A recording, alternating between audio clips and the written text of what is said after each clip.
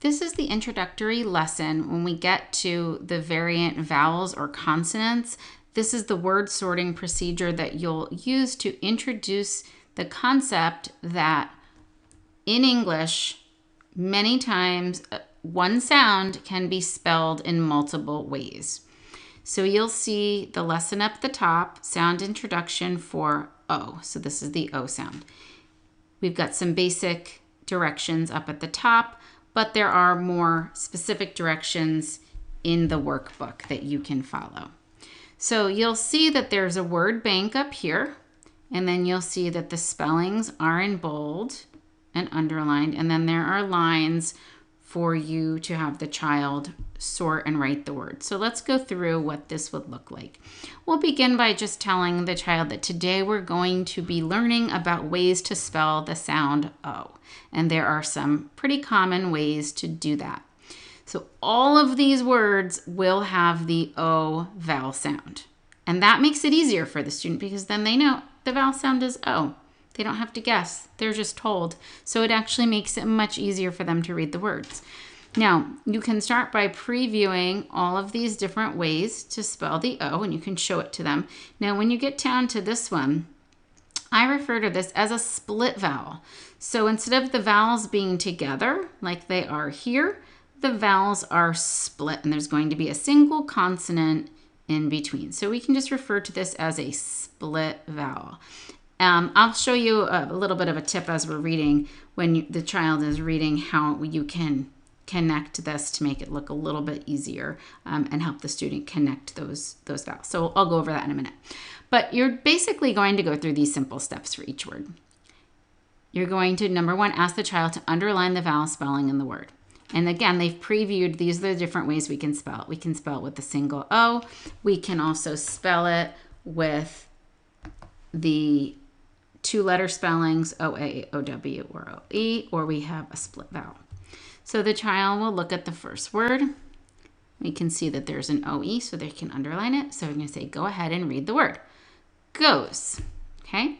Now find that matching pattern. They can see it's down here. Now we're going to say goes, say each sound as you write. So here's what this would look like. Move this up a little bit. The child will do G, O, Z, and read it back. Goes. Okay? Now, the next word, we can see the vowels are split. So when the kids are doing split vowels, I have them underline it and then just connect it with like a little arc. And then read the word. Note. Say and write note. N-O-T. Read it back. Note. Okay, now again, all of the directions are up here. Find our spelling, blend the word. Boat. Find the matching spelling, say and write. B-O-T. Read it back. Boat. Now, after the child has read and sorted all of the words, then you want them to go ahead and read back. So let's say, I'm just going to jump ahead to show you what this would look like. And this one only has two O's. So the child would read old, told. And we can see that that O came at the beginning or in the middle. And then the next one, let's see, we had boat, we had road, and we had coast, and the child would read it down. Boat, road, coast. And we can see those are coming in the middle. OA occasionally comes at the beginning, but usually it's a middle spelling. And then we want to make sure that the student is really paying attention to that OW that comes at the end. And this is the one that's the most consistent. If we hear O at the end, it is usually OW, occasionally OE, but usually OW. Grow, show, blow. And you just continue in this way after everything's sorted to just reread those words down the column and talk about any patterns that the child notices, like that the OW comes at the end of the word and we see the OA in the middle, for instance. Another thing that's new at this level in workbook 2 is after the students do their sound sorting, they're going to read multisyllabic words. Now, for the most part, the words are broken up based on how we speak them and how we say them. In English, we tend to start each syllable with a consonant sound as opposed to a vowel sound. So you'll see that the words are pre-syllabicated, meaning that they're already broken up into different chunks. Okay, so the student is going to read the first chunk, read the second chunk, put it together. So it would look like this. Snowman, snowman. Window, window. Yellow, yellow. Rowboat, rowboat.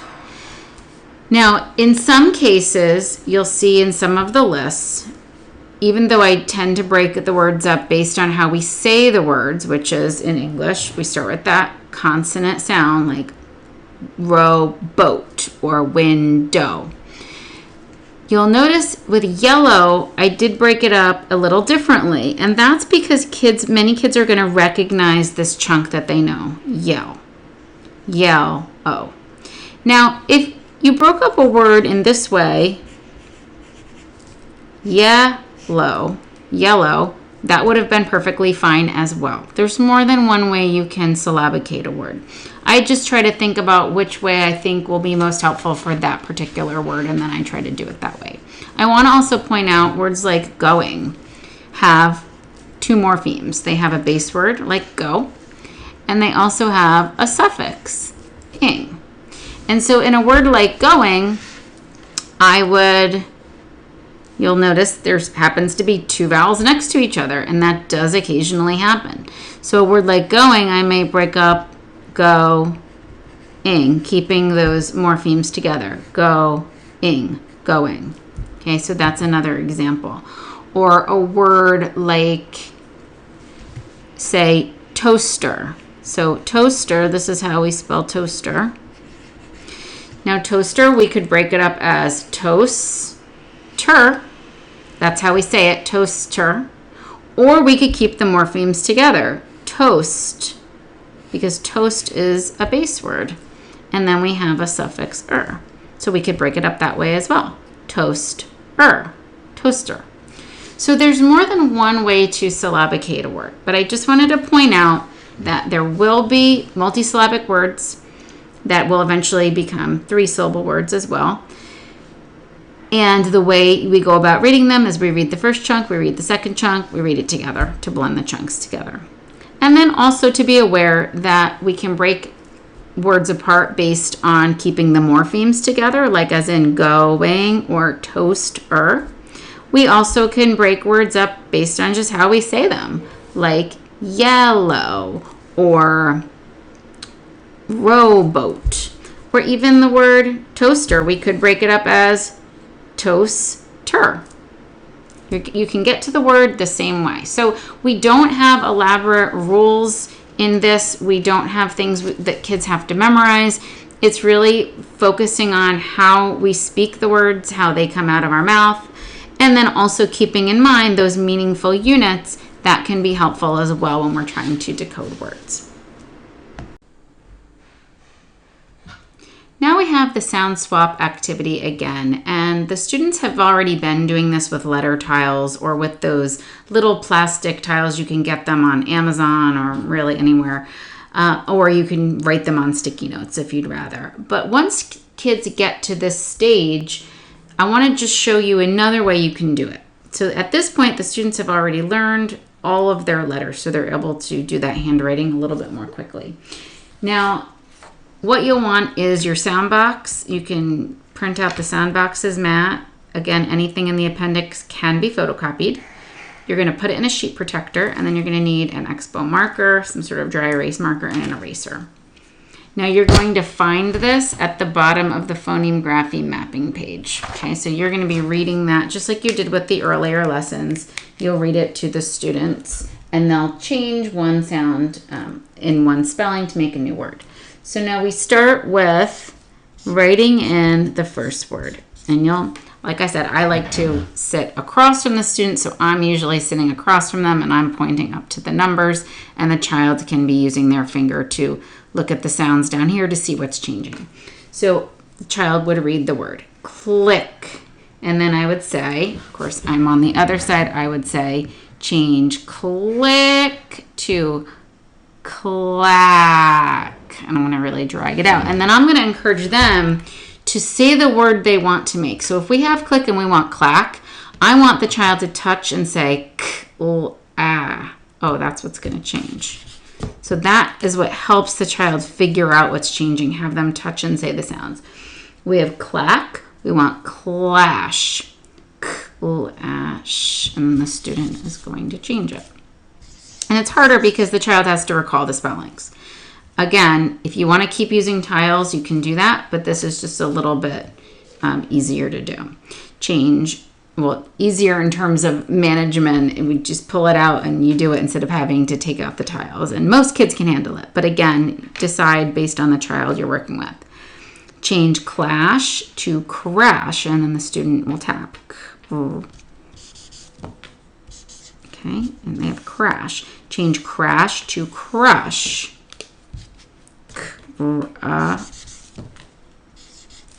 Crush. Change crush to brush. Change brush to rush. Now in that one, we're dropping a sound. So now we have rush. Change rush to rash, and the student taps. Okay, so now we have rash. Change rash to mash, and the student taps. Oh, that's what's changing. Okay, and we have mash. Now we're going to change mash to smash. Now that we're adding a sound. And the student reads it, smash. Okay, so that's how the sound swap game looks when you're using your sound boxes in a sheet protector with a dry erase marker. Here's an example of the phoneme-grapheme mapping task. And in most lessons, there's going to be more than one of these. So I just want to point out how this works. We'll have a little picture at the top, and then we'll have the spelling. And so the students can trace that and say the sound. This would be O. Okay. And then over here in the box, we have some directions for the instructor that you can share with the student. We can use OA to spell O at the beginning or in the middle of a word. Sometimes if it's related to word origin, it might have information about that, but oftentimes it speaks to where we're going to see that spelling, either at the beginning, in the middle, or at the end. And then over here, it's going to work the same as it did in earlier levels where we're decoding the word first. So we read the word boat. Now, if the student needs a little bit of support, you can always underline the target spelling first and have the student say the sound, O, and then blend it, boat. So you could do that for a student that's having difficulty immediately doing the reading. So that's only if they need it though. Then the student is going to say and dot, b-o-t, and then they're going to say and write, b-o-t, boat. And this is also a great time to review proper handwriting and letter formation. Here's another example. Soap, say and dot, s-o-p, say and write, s-o-p. So we're just leading with speech and we're matching up the sound with the letters that spell that sound. And then we're going to finish that whole thing. And there is something I want to point out down here. When we get to certain words, you'll see bold. That indicates it's a suffix that the students have been taught. Now, even though it is a meaningful unit, so ES is a suffix, so that is a meaningful chunk.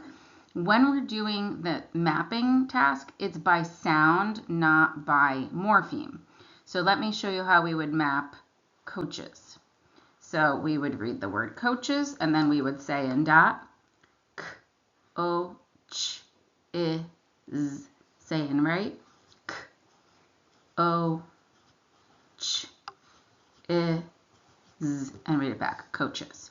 So if the suffix or the prefix has more than one sound or more than one phoneme, you do still need to tease apart those sounds. So just wanted to point that out because that can be a little bit confusing when you get to that.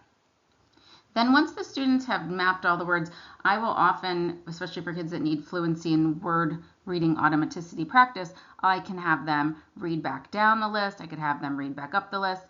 in future lessons, I might have them come back to this and read it again. So it's just a great list, and I tried to choose words that are high utility as well. So it's good practice for them. And then when they're finished with that, then they're going to move, let me grab my highlighter, they're going to move on to their sentences. So first you want the child to read silently, and it says highlight words with the target sound. So that would include any sound with the O sound. It's not just the OA spelling. So it's a review of the things that they've been working on. So first you want them to read in their head, and as they're reading, they can highlight. So if I were reading this in my head,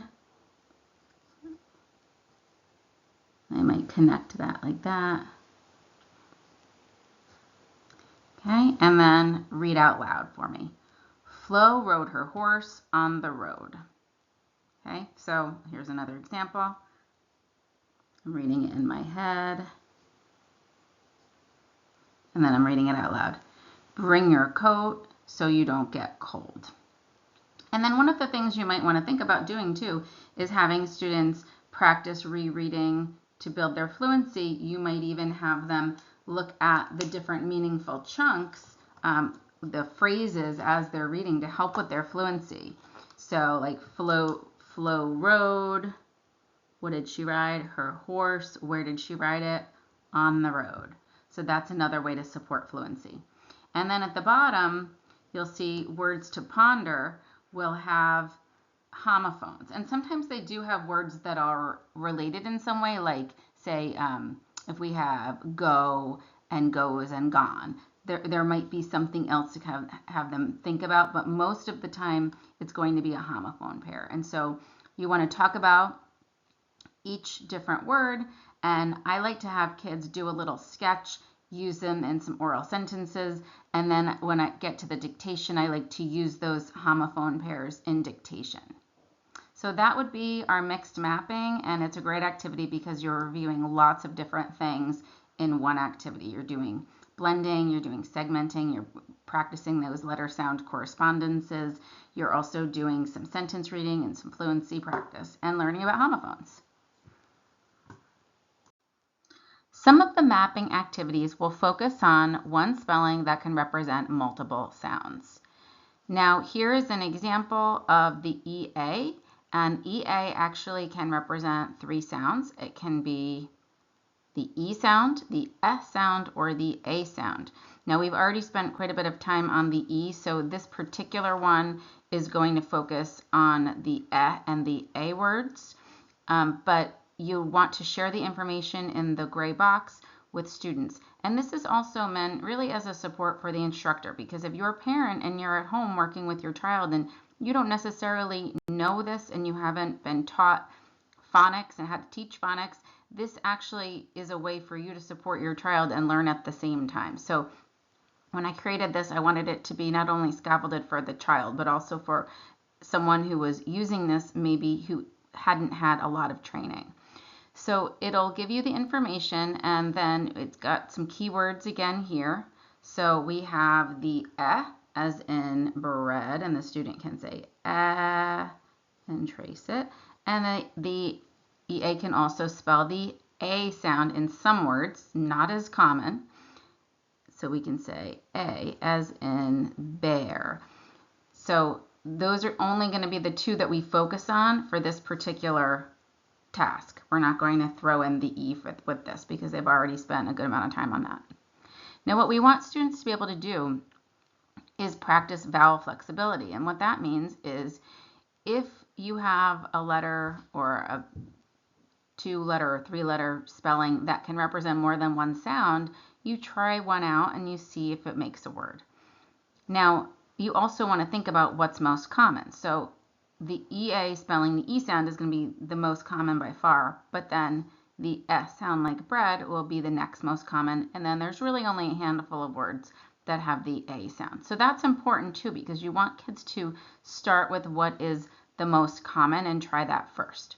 And then we do it the same way that we did with everything else. We're going to read the word bread, and then we're going to say in da, b, r, e, d, and say in right, b, r, e, d.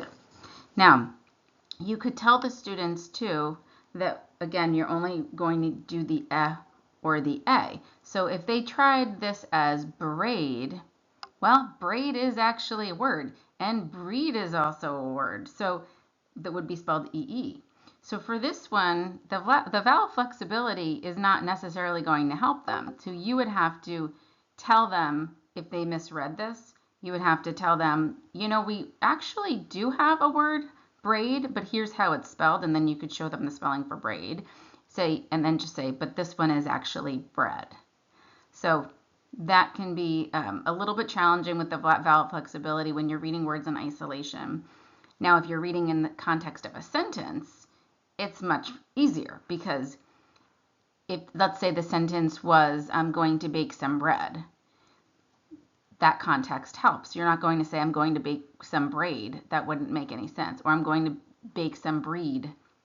So when kids are doing this in isolation, it's harder to use the vowel flexibility for some words. But in the context of sentences, it's much easier, because you have to think about what makes sense. Okay, so you're going to go through that same process where you're looking at the different, reading the words, and then saying and dotting, and then saying and writing.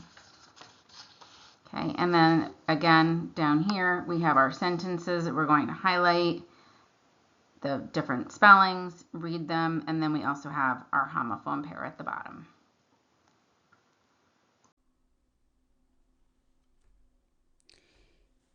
If the child has already completed the basic code level, then you're already familiar with this high frequency words routine.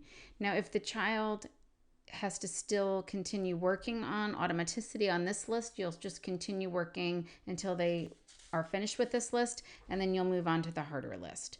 Now, if you are new to the program and the child did not do the basic code, I'm just going to quickly explain what you're going to do with these high frequency word lists. Now, this is part of that high frequency fluency. So we want these words to become quick and automatic.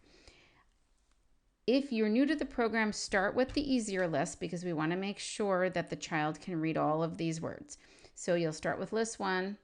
You'll have the child read down all the columns and keep going until there's a word they come to that they either kind of hesitate and they have to think about, or a word they misread. So let's say you get to list 4 and we get to this word and the child says were. That happens a lot actually with were and where. You're going to first just point to the word and say, this says where. Say where, and then have the child repeat it, where. Now you're going to use the word in context and explain it a bit, because many of these words are very abstract. We can't picture it. You know, if you can't picture where. You might be able to picture dog, but you can't picture where. So we need to say something like, we use where at the beginning of a sentence to tell the location of something. So for instance, if I said, where did I put my car keys? This is how we would use the spelling of where. Okay, so now I've given it some context, because we want the child to not only link the letters with the sounds, but also the meaning. It's sort of like a three-legged stool. The sounds, the spellings, and the meaning. So then once you've used it, given it context, child said it, you're going to tell the child, trace and say the sounds 3 times. So they're going to go w, air, where, w, air, where, w, air, where. Then you're going to ask the child to spell 3 times. W-H-E-R-E, where, W-H-E-R-E, where. W-H-E-R-E, where. And then you'll keep going until the child makes 2 errors, and you provide the error correction for the second word. Once they've made 2 errors, stop, put it away. The next time you take it out, you're going to begin on the list where they made their first error. So if you know the child read the first, second, and third list, all of those words correctly, you don't need to read them again. But if this was the first error, list 4, you're going to start at the top of list 4. So just always start at the top of the list where the child made the first error. And if the child makes an error again, you're going to do the same correction and keep going. Now let's say the child knows it this time. You keep going. They finish all of the lists. Then you're going to move on to the more challenging list, and you'll do the same thing with the same error correction. So that's pretty much how that works. These words were from the basic code, and then these are more advanced words. And you'll see some of them are truly irregular, like a word such as, say, answer, where you have a silent letter. Other words included, like young, are not irregular, but they're uncommon. And it's a high frequency word. So it's a word we want the child to know to automaticity. So when they see it, they recognize it and they don't have to decode it. The last step is going to be reading connected text. So the student will be reading a story. Now we have this at all levels. Once the students even get into those CVC words toward the ends of those CVC words with the single letter spellings, you'll see more connected text with stories. This is an example from the O sound. So this would be a higher level story. But regardless of the story, you're really going to go through the same steps. They're all outlined in the workbook in the directions for the instructor. So I'm not going to go through all of that. But what I do want to talk about a little bit is story grammar.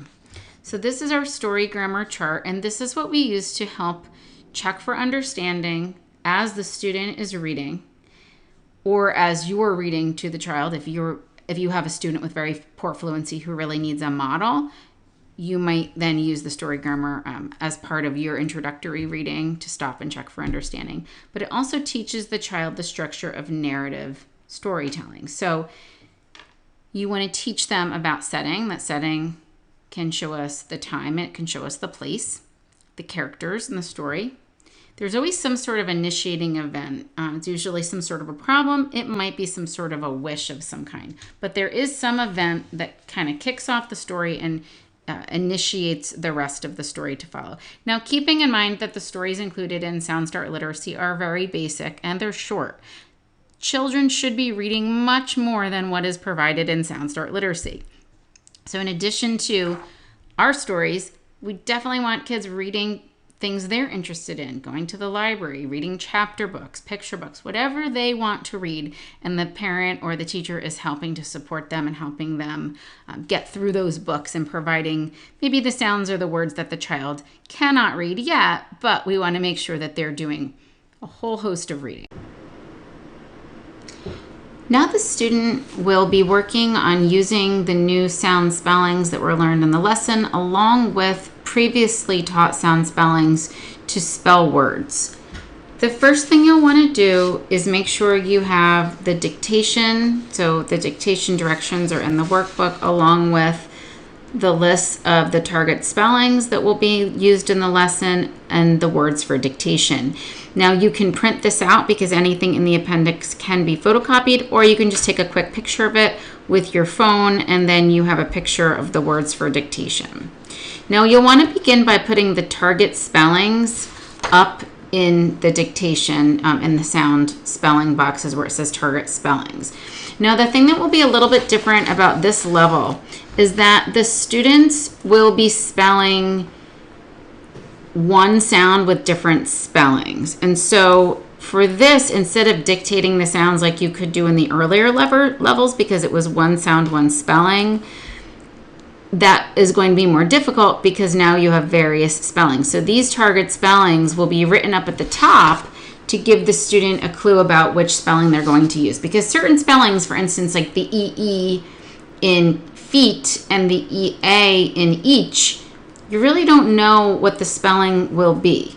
So that's why the target spellings can be used, and we want to encourage the child to look back at those target spellings when the student is thinking about what type of, which spelling to use for which word.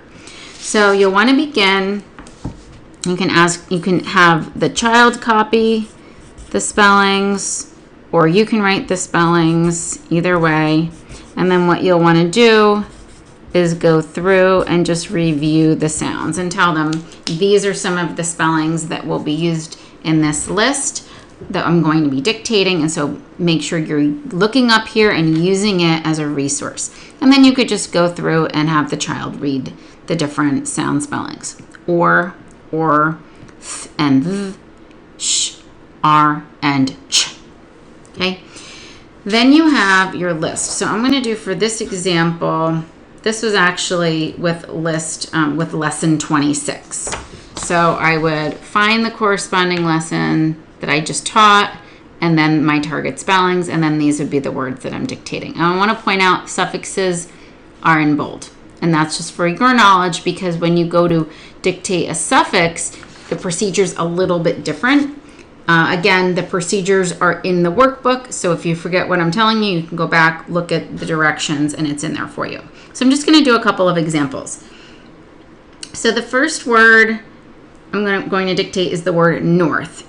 The procedure for a single syllable word is the same. The student says the word, student segments the sounds, writes the word. So again, the easiest way to do it, to segment, is just n or th, have the child finger spell it, or you can use some sort of tokens, it's up to you, and then have the child say and write north. N or th, north. Now you might wonder, well, how does the child know if it's O-R or O-R-E? Well, by the time they get to this dictation, you'll have already taught them that the O-R-E spelling is when you hear or at the end of the word, with the exception of the word for. So if the child spelled it with an E, you could say, oh, wait a minute, let's think about this. Which of these spellings do we use in the middle? And then the child can look at that and say, oh, yeah, that's right. We're going to use this one. So this is to help them. Now, if you want to, what you could do is stick a little dash there to remind the child that this one comes at the end. Could do the same thing with the TCH. This is the spelling that comes at the end. That's just a little bit of a support if the child needs it. Okay, and then they're going to read it back, north. Now I want to do an example of one that has a suffix. Okay, so one of the words on this list is the word arms. I use my two arms to do work, arms. Now the word arms has a base word, which is arm, and a suffix, which is the S. The reason we want to always ask students what's the base word and then what's the suffix is because when kids go to write the whole word at once, oftentimes what happens is they drop one of the sounds. They might not hear all of the sounds correctly. Or they might spell a word like jumped with a T at the end instead of an ED if you don't remind them that there's actually a suffix at the end.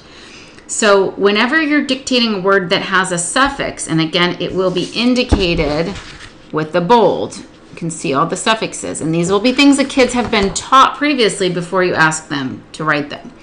You always want to prompt the child with what's the base word? Good job, say and write the base word, now add the suffix. So I'll show you what this would look like. So I'm dictating the word arms. I use my arms to do work. What's the base word in arms? Now you have to explain what the base word is. The base word is the word without the suffix. So what do we hear in arms? If I only had one of them, I'd say my arm. So now how do we spell arm? We're going to finger spell the base word, arm. And we're going to do arm, good. And now how do we add the suffix? What suffix means more than one? And we're going to add that in and read it in, arms. Okay, I'll do one other example. So the word, let's do the word fetched.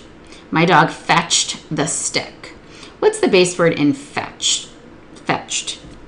Fetch. Okay, so let's finger spell fetch. Fetch. Now let's write, say and write fetch. Ch. Now, how do we turn fetch into fetched? What's the suffix we're going to need to add? Now, this is something that will have been taught at lower levels. If for some reason you're just working with workbook 2 and you didn't do the first workbook, your child might write a T here because they might not know ED. So in that case, what you would want to do is you would want to include that ED suffix and explain to them that that's what we would add to the word to make it fetched. So this is assuming that the child did the first workbook and knows about the ED suffix and the ING suffix. All of these, we call them inflectional suffixes. They're the most common suffixes. They were all taught in workbook 1. Okay, so again, if you have questions about the procedure for this, you can always go back to the workbook directions and it tells you. The last thing I want to talk about, so we just talked about some suffixes. I want to talk about words that have more than one syllable. Now, a syllable is a word or a chunk of a word with a vowel sound. And so when a child goes to write a word that has more than one syllable, it can be difficult because they have to hear all of the sounds. It's a longer word with more sounds. So to make it easier, we ask the child to break it up into syllables or chunks. And each chunk will need a vowel sound. If the child has difficulty hearing syllables in words, you can prompt the child to put their hand underneath their chin, and when they say the word, they will feel the chin drop. So if I'm doing the word popcorn, let's pretend we're dictating the word popcorn. If I put my hand under my chin and say the word popcorn slowly, popcorn, my chin will drop twice, and that tells me it's a 2-syllable word. So when I'm dictating a multisyllabic word, I want the child to break up the word into syllables. So if I want them to write popcorn, I'll ask them how many syllables or chunks, and you can use the word syllable, you can use the word chunk, depends on what you're comfortable with and what you think is best for the child you're working with. How many syllables or chunks in the word popcorn? And the child says it slowly, popcorn. Great, there are 2 syllables in popcorn. So we're going to say and write the first syllable. What's in the first chunk? Pop. Good, say and write pop. Good, what's the second chunk? In popcorn, and have them keep saying the word popcorn. We have pop, we need corn. Good, say and write corn. Corn. Now, if you think the child needs to finger spell each piece, like maybe you want them to finger spell corn, you can do that. That's a scaffold. Sometimes it's that support. They need to hear it segmented before they write the word. So you kind of have to think about the child in front of you. But you always want them to break it up. You don't want to say, write popcorn, and then have them write the whole thing. Break it up by syllable. Pop, corn. Good. Say and write pop, up. Say and write corn, corn. Read back the word, popcorn. Now, one thing you could do if you feel the child needs a little bit more support, if that's hard for them, you can write a line for each syllable. So I'll give you another example. Another 2-syllable word, and it also happens to be a compound word, is the word barnyard. So if I said to the student, okay, we're going to spell the word barnyard. The cows are in the barnyard. What are the syllables in barnyard? Barnyard. Good. How many syllables? 2. Barnyard. So you could go ahead and draw in lines if you feel that is helpful and the child needs that. What's the first chunk? So again, if the child needs additional support, barn, we could have them finger spell barn, barn, say and write barn, barn, say and write, we've got the second chunk, we have barn, yard, say and write yard, yard, and we have the whole word, let's read it back, barnyard. Okay, so every child's going to be a little different in terms of the support they need. So just to recap, if you're doing a single syllable word, you just finger spell it, say it and write it, just like we were doing in earlier levels. If the word has a suffix, we're going to first write the base word, arm, and then we're going to ask the child to add that suffix, the suffix s, to make it mean more than one. Same with fetched. We're going to do our base word first, fetch, and then we add our suffix ed to make it fetched. If we're doing a 2-syllable word, we break up the word by syllables first, and then we say and write each syllable. If the child needs more support, you can draw in one line for each word, and then have the child go in and write it. So we have some different options for that. Then we want to do a sentence dictation, and that's really up to you in terms of the sentences that you want to use to dictate. it's going to be the same as it was at the earlier levels. You're going to just choose something from the lesson. So it might be a story, a sentence from the story. It might be a sentence from the phoneme grapheme mapping sheet. It's completely up to you. And it's up to you how many sentences. You want to do at least one sentence and then check with cups.